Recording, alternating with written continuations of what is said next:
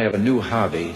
I am collecting stories that I can actually prove are told among the Russian people.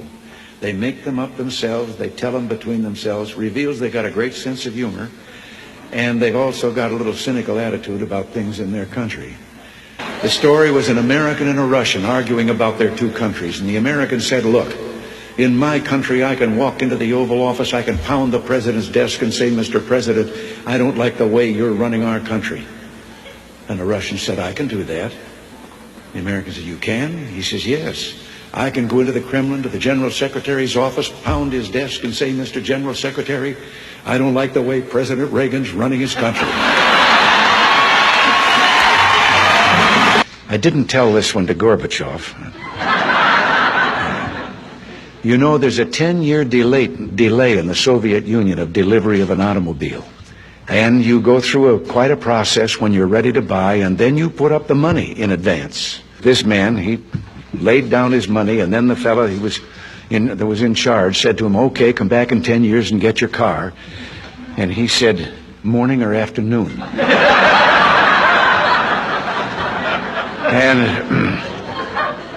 And the fellow behind the counter said, well, 10 years from now, what difference does it make? And he said, well, the plumber's coming in the morning.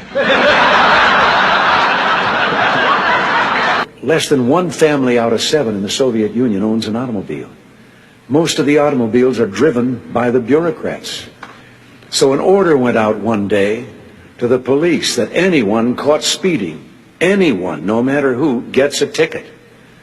Well, Gorbachev came out of his country home, his dacha. He was late getting to the Kremlin. There was his limousine and driver waiting. He told the driver to get in the back seat, he'd drive, and down the road he went. They passed 2 motorcycle cops. One took out after him. And pretty soon he's back with his buddy. And his buddy says, well, did you give him a ticket? And he said, no. Well, he said, why not? Oh, he said, that's too important. Well, he said, we're told to give anybody a ticket, no matter who it is. Oh, he said, no, this one was, I could. Well, he said, who was it? He said, I couldn't recognize him. But his driver was Gorbachev. One of the heads of state that I met with on this visit told me the story about the 2 fellows in the Soviet Union that were walking down the street, and the one of them says, have we really achieved full communism? Is this it? Is this now full communism? And the other one said, oh, hell no, things are going to get a lot worse.